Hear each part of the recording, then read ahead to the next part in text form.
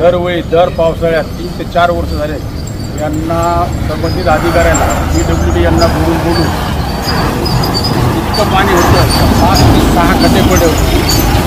त्यामध्ये 3 दिवसामध्ये किमान 10 ते 15 मुलं आणि मुली, लहान मुली, शाळेतले मुली पडल्या अक्षरशः.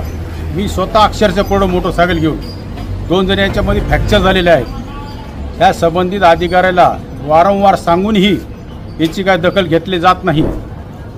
आत्तापर्यंत या रोडवर काही काय केलं, डागडुगी केलेलं नाही. नियमानुसार ह्या रोडवर खड्डे पाडलेले असल्यावर टोल भरणा देता येत नाही. पण हे आपले वारंवार सांगून बी हे आपली दादागिरी करीत आहेत. तरी वरिष्ठ अधिकाऱ्यांनी याच्यावर दखल घेऊन तात्काळ निर्णय घ्यावा. हाँ वापस खड़ो है, चालू होगा था गेड़े. हाँ ये वाटूर फाट्यावरची हायवेवर जालना नांदेड हायवेवर खड्डे झालेले आहे. आत्तापर्यंत 10 मिनिटं 20 मिनिटं झाले पाऊस चालू होता. त्या 15 ते 20 मिनिटांमध्ये किमान 7 ते 8 मोटरसायकलीचं पडल्या. त्याच्यामध्ये 2 फ्रॅक्चर झाले. त्यांना जालना येथे नेण्यात आले. हे पहा, कमीत कमी 3 ते 4 फूट खड्डा आहे. असे हायवेवर 3 ते 4 खड्डे येतं. 3 ते 4 खड्डे येते. वेपा ट्रॅफिक हे पा पाणी हे कमीत कमी 3 वर्षापासून ते 3 ते 4 वर्षापासून याला नाली नाही. नाली नसल्यामुळे पूर्ण पाणी फाट्यावरचं रोडवर येत आहे.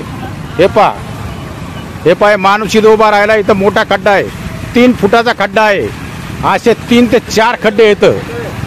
3 ते 4 का 7-8 गाड्या. आता 10 मिनिटात 7 ते 8 गाड्या मोटरसायकल पाडल्या. आता मी फोटो फेसबुकवर टाकतोय. वाटूर फाटा येथील वाटूर फाटा. हे रोडवाल्याला थोडंफार वाटायला पाहिजे काय ना काहीतरी. हे आमचे अमजद भाई उभा राहिले. कोणी माणूस पडू नये, सिरी पडू नये, त्याच्यामुळे अमजद भाई पाण्यामध्ये उभा राहिले खड्ड्यामध्ये. पाय आमचे अमजद भाई जनतेची सेवा करीत आहे. याकडे लक्ष देण्यात यावं. हे आम्ही साईडनी गाड्या काढत आहे.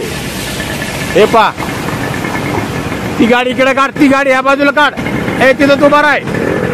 ती गाडी इकडच्या बाजूला काढ.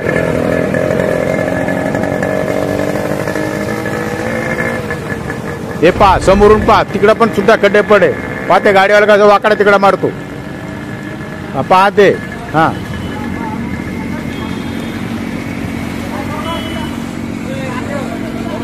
हे पहा.